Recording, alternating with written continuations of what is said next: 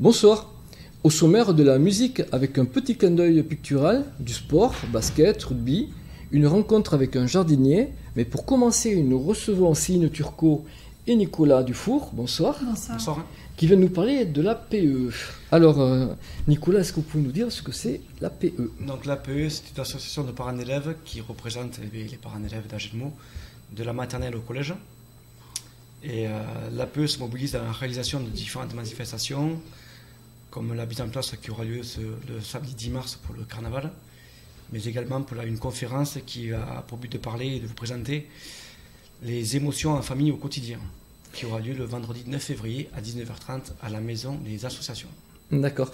Mais l'APE, donc vous êtes donc les parents d'élèves de tous les élèves donc, du lycée, du collège, pardon. Maternelle, primaire et collège. D'accord, ok. Vous savez combien vous êtes à peu près sur l'association? Vous êtes On est quasiment une cinquantaine d'adhérents. Donc, donc le but, c'est bien entendu se faire des animations pour récolter des fonds, c'est ça? Oui, qui vont vous permettre après de pouvoir organiser des sorties pour les élèves? C'est ça. En fait, on récolte un maximum d'argent par le biais de différentes manifestations pour après redistribuer à la maternelle, à la primaire et au collège également. Donc, vous allez, donc ces dons, ils vont se manifester comment? Vous avez déjà fait quel type d'action vous avez fait par exemple pour la maternelle? Quel est l'apport? Pour la maternelle, on a pour parler d'acheter deux lecteurs DVD, un ou deux lecteurs DVD, suivant les besoins qu'ils nous demanderont. Pour la primaire, l'année précédente, ou il y a 2 ans, ils avaient donné un financement pour contribuer à l'achat de livres. Et pour le collège, c'est la toute première fois qu'on va le faire. Et il faut que je rencontre la directrice pour voir avec elle sur quel thème on peut les aider. Très bien, bien dynamique, je vois. Alors Céline, est-ce que vous pouvez nous parler un petit peu plus des 2 manifestations dont Nicolas nous a parlé un petit peu? Oui, alors donc l'APE organise, donc, comme on l'a dit, pour récolter des fonds, mais aussi dans une idée d'être source d'information pour les parents, donc via notre Facebook et via ce que l'on peut faire, nous faire connaître, donc comme le carnaval, où chaque année on propose un temps de distraction, de divertissement, de journée et soirée à l'attention des enfants et des parents. Et cette année, par rapport à un projet scolaire qui est mené aussi bien à la maternelle et à l'élémentaire, c'est de soutenir un travail qui est mené autour de la question des émotions. Donc des émotions, un travail intéressant puisqu'il faut savoir que c'est inscrit dans les programmes scolaires et c'est aussi quelque chose que l'on gère plus ou moins bien au quotidien. Donc du coup, on souhaitait, nous en tant qu'association de parents d'élèves, prendre un temps de discussion avec les familles. Et pour cela, on s'est associé à une psychologue, Marion Thiessard, qui vient de Saint-Jean-de-Luz, donc une association qui s'appelle Pour une éducation bienveillante et qui est vraiment une référence sur la question des émotions. Ça a l'air vraiment passionnant. Vous comptez avoir combien de public? Comment ça...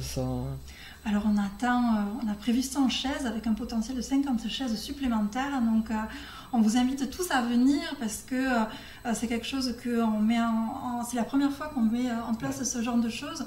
Donc c'est vrai qu'on est très enthousiaste. Puis il nous semble quand même par rapport aux discussions que nous avons entendues que ça a un écho positif. Donc c'est une entrée libre, sachez-le. Donc, à cette occasion-là, on pourra vraiment discuter. C'est pas juste une conférencière qui vient exposer ce que sont les émotions, comment ça se travaille, mais vraiment partie d'un échange pour pouvoir discuter de notre quotidien, de nos difficultés, de nos leviers, être vraiment dans un échange pratico-pratique. Et puis on profitera de cette occasion pour pouvoir exposer quelques photos de ce qui se passe dans les classes. Aussi mettre à disposition en consultation des ouvrages qui sont à la médiathèque d'Agetmo. Voilà, et puis des supports aussi qui peuvent exister de par d'autres associations, d'autres structures, puisqu'il faut savoir que dans les classes interviennent aussi des associations culturelles et de santé pour soutenir ce projet. Donc on est vraiment dans une dynamique, on va dire, territoriale, partenariale, et c'est pour ça qu'on met un petit peu le paquet sur cette manifestation et on souhaite vraiment avoir un écho positif. Génial. Donc on rappelle les dates donc, des 2 manifestations. Donc le carnaval aura lieu le samedi 10 mars et la conférence le vendredi 9 février. À la salle Gascogne. À la salle Gascogne. À 19h30. À 19h30. Et bien, nous serons présents. Avec plaisir. Vendredi dernier, la nuit des conservatoires avait lieu à la médiathèque avec une particularité, la présence active du dessinateur Marc Large.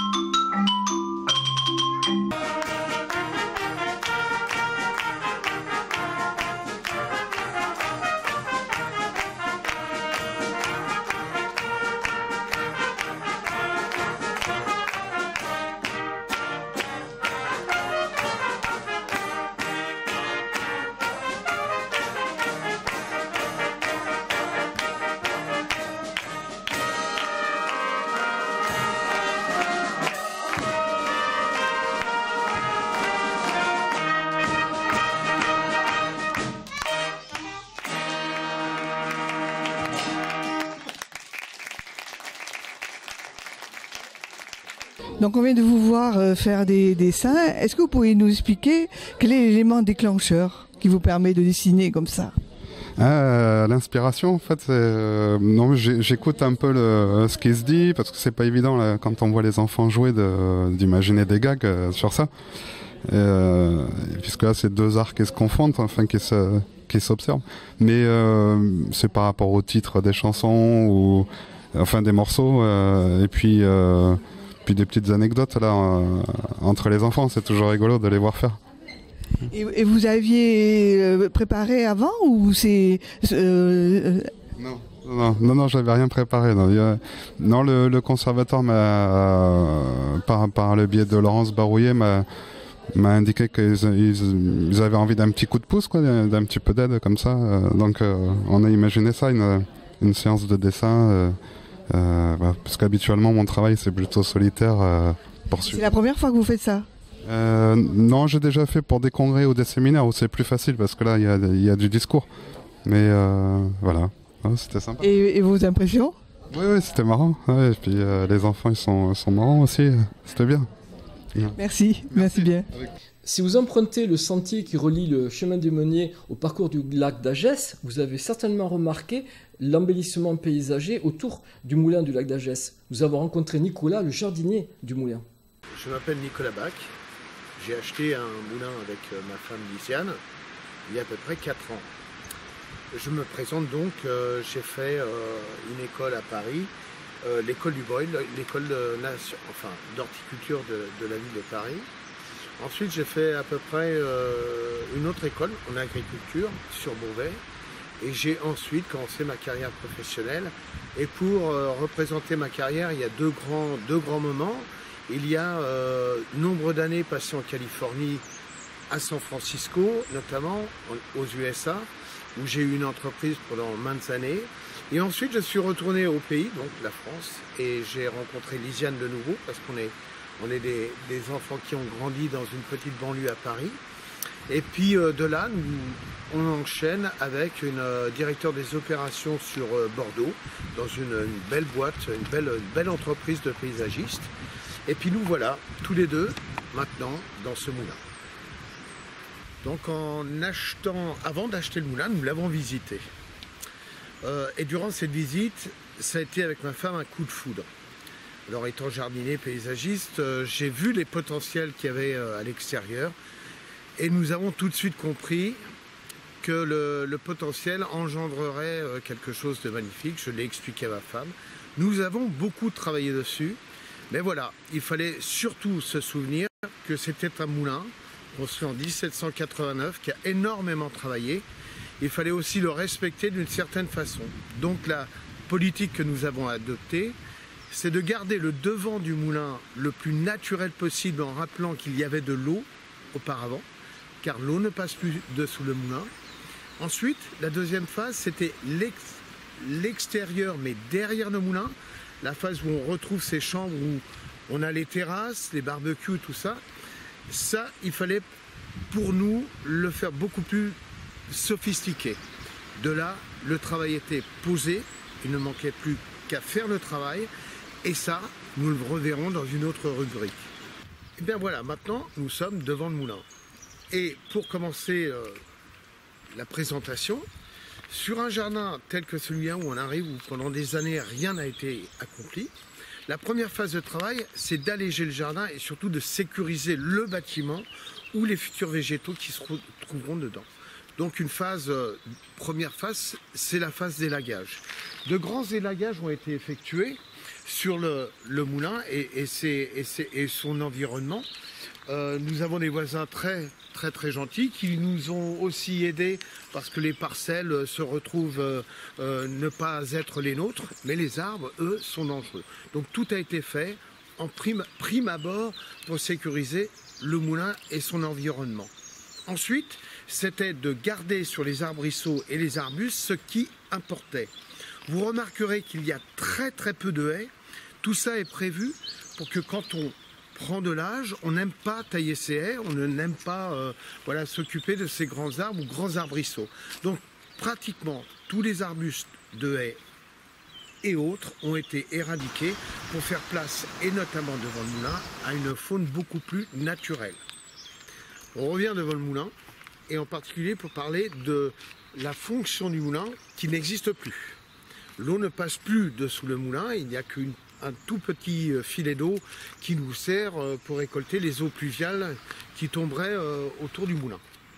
Pour reproduire l'eau qui n'existe plus, nous avons choisi 2-3 essences, notamment les saules pleureurs, les zones que l'on a gardées et évidemment des cornouillers. Toutes ces plantes rappellent des milieux aquatiques et vous pouvez maintenant sur le film découvrir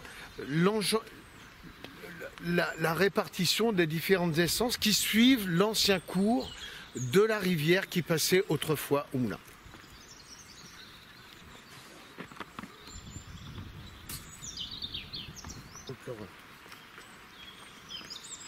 D'un côté ou de l'autre.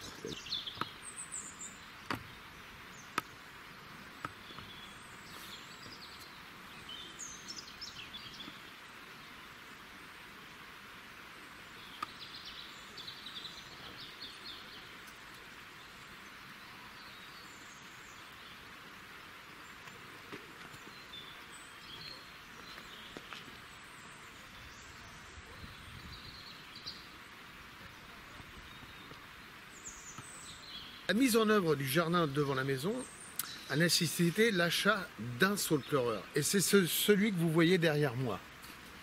En taillant cet arbre et en le plantant, j'ai récupéré toutes les fanes, enfin les branches. J'ai tout mis en bouture directement en place dans le jardin. Ça nous a évité d'acheter un nombre considérable de végétaux. Pour le cornouiller qui se trouve à ma droite, c'est la même chose. Ces sujets m'ont été donnés, enfin quelques branches m'ont été données à la ville de Hagetmau avec de bons jardiniers qui m'ont donné quelques branches de chacun des différentes espèces. On a le cornus masse ici, mais on a celui à bois rouge, à bois rose et à bois jaune. Tout ça a été multiplié après avoir mis en terre et directement en place au mois de février-mars toutes ces branches avec évidemment des boutures faites avec de l'hormone de croissance et autres. Voilà. Maintenant, nous sommes de retour derrière le moulin. Je vais vous montrer quelque chose à propos de la maison et du jardin. Il faut associer les deux. Il faut créer un lien, un ciment entre la maison et le jardin. L'un des meilleurs liens, c'est le gazon. On va rattraper d'anciennes marches qui accèdent à la maison. Donc, le gazon est l'un des meilleurs éléments. Le deuxième, ce sont les terrasses. Quand on a les terrasses, il faut quand même, et vous le voyez ici, le flanc vertical être caché. Pour ça, on est dans les Landes, le pays des Adours, on utilise des galets pour se rappeler quand même que dans notre jardin, on utilise des minéraux, des éléments qu'on trouve donc dans la nature environnante. Il ne faut pas aller chercher des pierres qu'on trouvera à Cassis, blanches, et les mettre dans un jardin landais. En utilisant ces galets, vous commencez au pied, à peu près 50 cm. D'accord ? 50 cm, un bon sac de terreau, une première couche, on met ça dedans. Ensuite, on positionne certaines plantes qui ont des racines assez profondes, et on revient avec une autre couche de galets qui montent. De la terre il en manque, on rajoute un sac de terreau. Tout a été construit ici extrêmement rapidement de cette façon-là. Il faut bien croiser les galets. Il faut bien les croiser. Comme un mur qu'un maçon exécuterait avec sa gâchette de ciment. Là, la gâchette de ciment, c'est la terre. Tout ça a été composé en n'oubliant pas d'avoir des plantes persistantes, des romarins rampants, des lyriops, des agapantes qui gardent quand même sa feuille ici dans les Landes longtemps. Et ensuite, des plantes qui perdent un peu leurs feuilles comme des eucheras, ou même, ici par exemple, un érable japonais. Tout ceci, avec des Phoronium tenax, tout ceci contribue pendant toute l'année à une rotation attrayante. C'est pas que des jonquilles, c'est pas que des rosiers. Tout ça, ça perd ses feuilles et puis après, il faut du contenu, il faut des plantes qui soient persistantes et qui gardent ces volumes de votre jardin en hiver. On reviendra plus tard, ça sera au printemps, avril-mai, on reviendra aux mêmes endroits qu'on a vus aujourd'hui. Et là, vous verrez la progression des plantes, toutes ces plantes qui sont dans ces galets, dans ces massifs, que vous ne voyez pas aujourd'hui et que vous verrez plus tard en association avec ces plantes persistantes, et vous verrez que le mariage fonctionne très bien. Je vous dis à bientôt. Au revoir. Le SAH jouait gros en recevant Lourdes, un adversaire qu'ils devaient absolument battre pour se sortir de leur situation actuelle. Victoire des Rouges et Bleus sur le score de 18-22.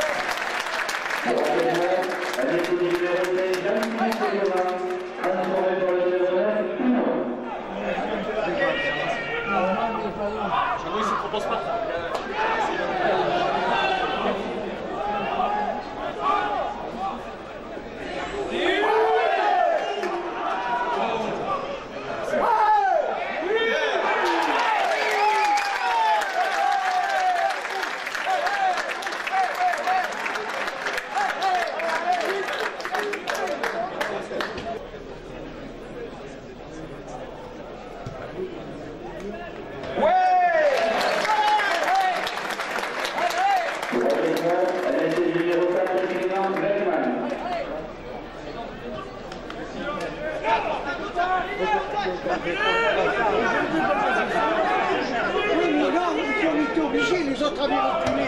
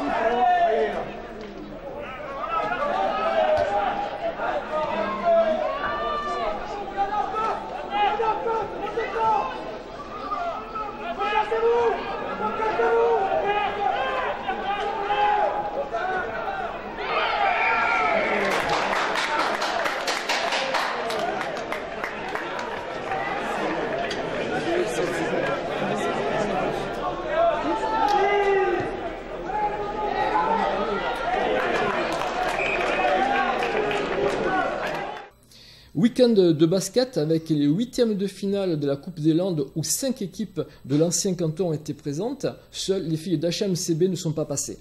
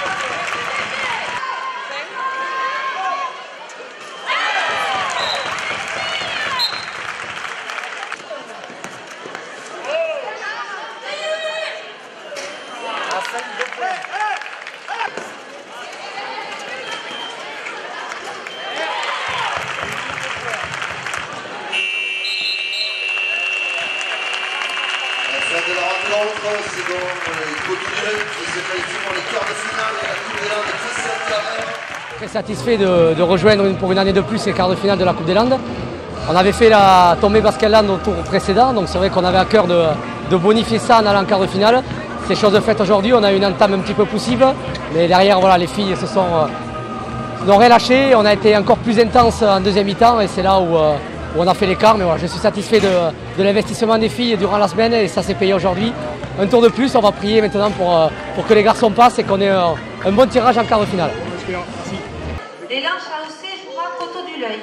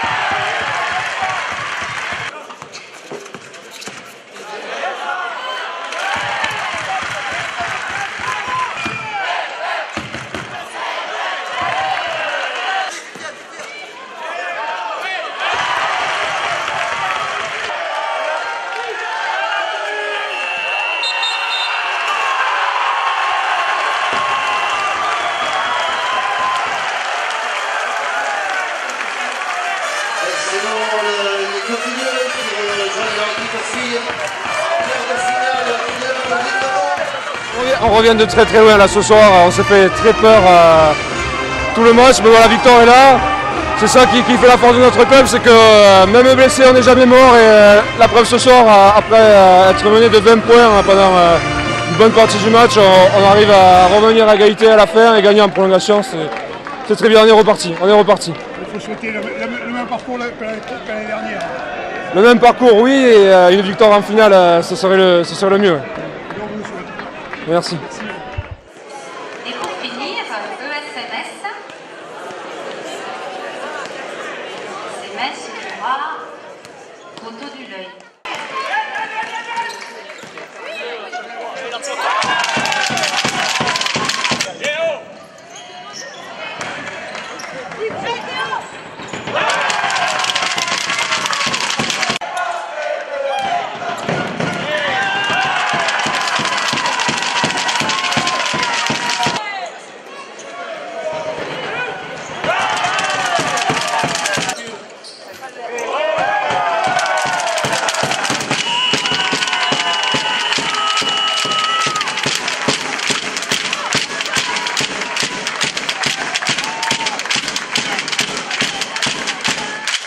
Faire un très gros match. On a fait un très gros match pendant 40 minutes, on n'a rien lâché du tout. On savait que si on arrivait à les tenir un petit peu, ils allaient peut-être craquer parce qu'ils sont en difficulté en championnat. Nous au contraire, en championnat on est bien, donc on est content. On ne pensait pas gagner autant, mais bon. Il faut féliciter le groupe parce qu'ils ont vraiment fait un très gros match. Et je suis vraiment très fier d'eux. Ça fait longtemps que HDC ne s'était pas retrouvé une telle fête. Exactement, ça fait maintenant 5 ans qu'on s'est fait éliminer au premier tour, ça commence à nous emmerder un peu. Donc là, on commence vraiment à aimer cette coupe et avec les gars du club, c'est vraiment bien, quoi. Enfin, les gars du club, du coin, quoi, c'est vraiment super bien.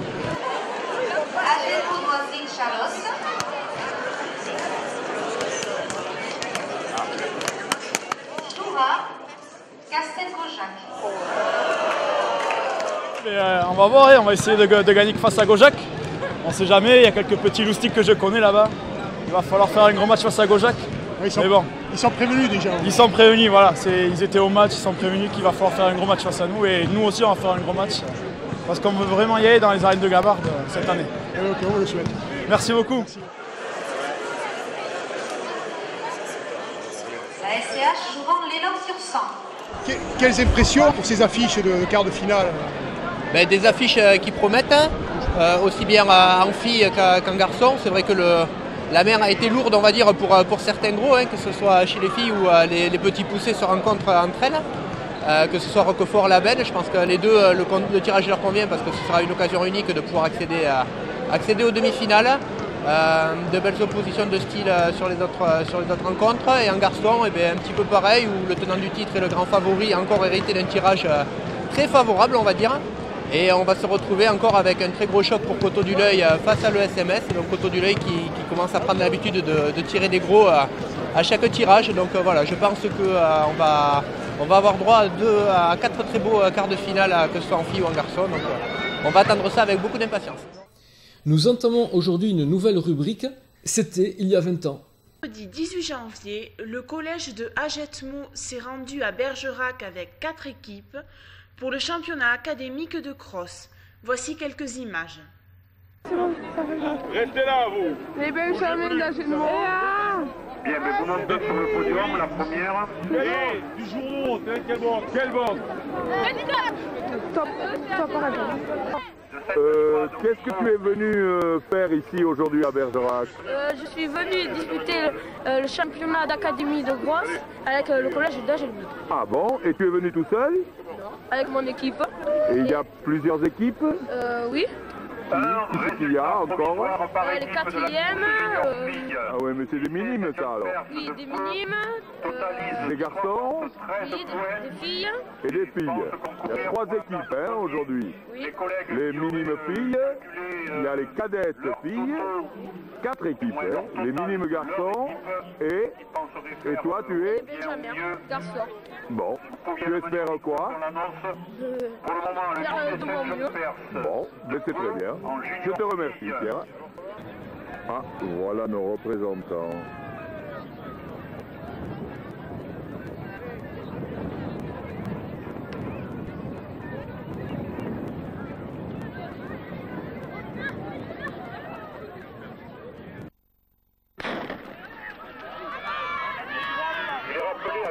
Tous les concurrents qu'il est interdit de s'échauffer sur le parcours. Pour tous les concurrents, il est interdit de s'échauffer sur le parcours. Ils sont partis. Les Benjamins garçons, Excellence viennent de partir. C'est-à-dire la 4e course, Benjamin garçon, Excellence qui viennent de partir. Allez, c'est pris!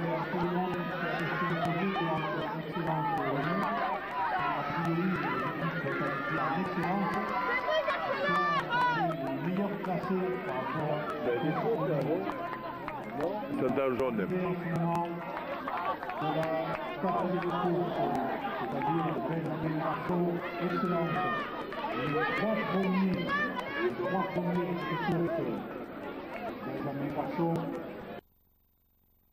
Les remises individuelles pour les 3 premiers par Monsieur Constant. Monsieur Constant, peut-être les 3 premiers de la... Tu viens d'arriver? 121. Tu es arrivé combien? 121e. C'était dur? Oui, assez. Pourquoi? Je sais pas ce qu'il a. Il y avait beaucoup de monde. Oui. Au départ, c'est très difficile de prendre mon départ. Ouais. Bon, mais t'as fait le mieux que tu pouvais? Oui, c'était un peu. Ouais, Damien? 22e. C'est bien. Cédric? 96.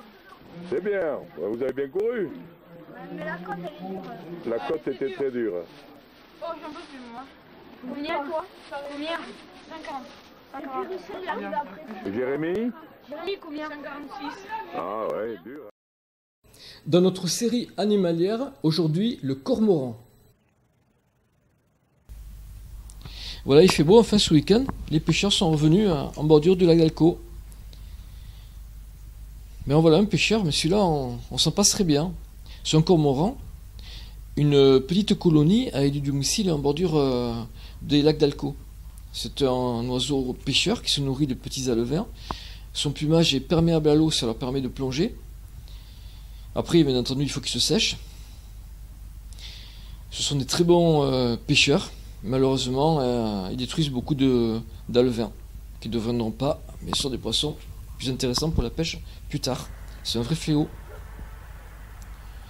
Ils ont été utilisés en Chine pendant longtemps, dressés, avec un collier autour du cou pour éviter qu'ils avalent le poisson.